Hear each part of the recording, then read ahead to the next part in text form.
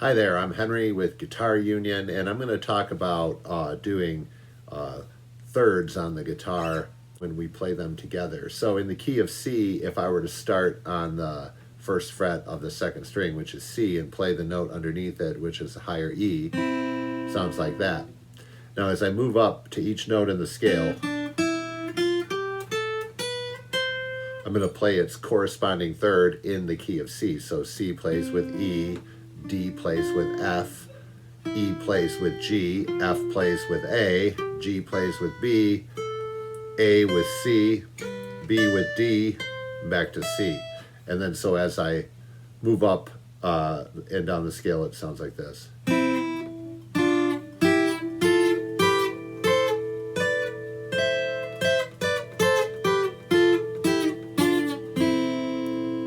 If I move around with it and just improvise, it sounds.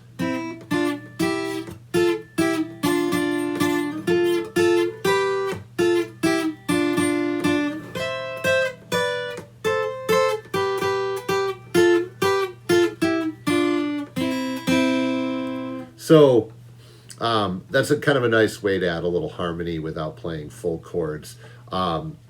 Another way to use these thirds is to play the third behind you. So what I mean behind is the lower one. So if I play instead of the high E, I play the low E,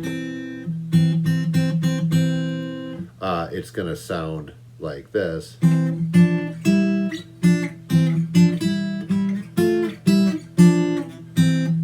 In this case, I'm still playing that same note, just the lower octave of it.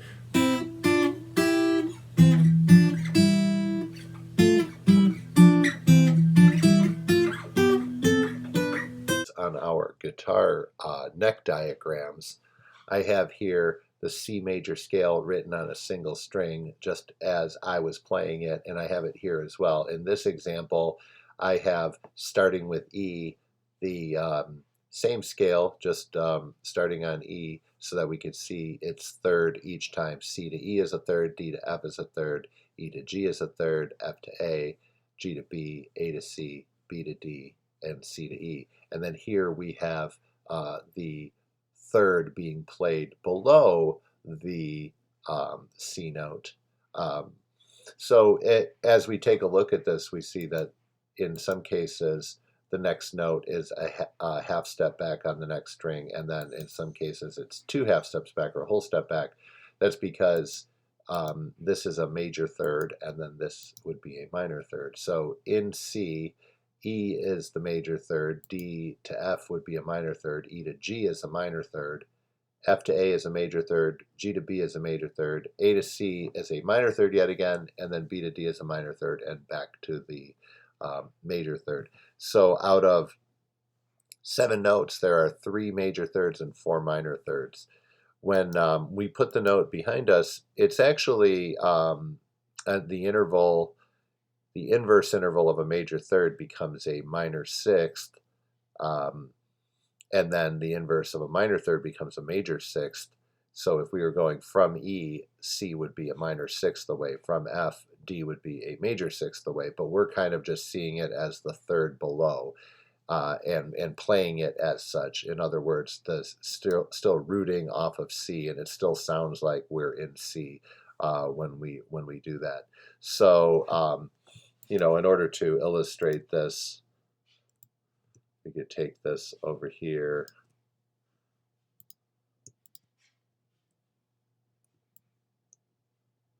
and move just the major thirds over.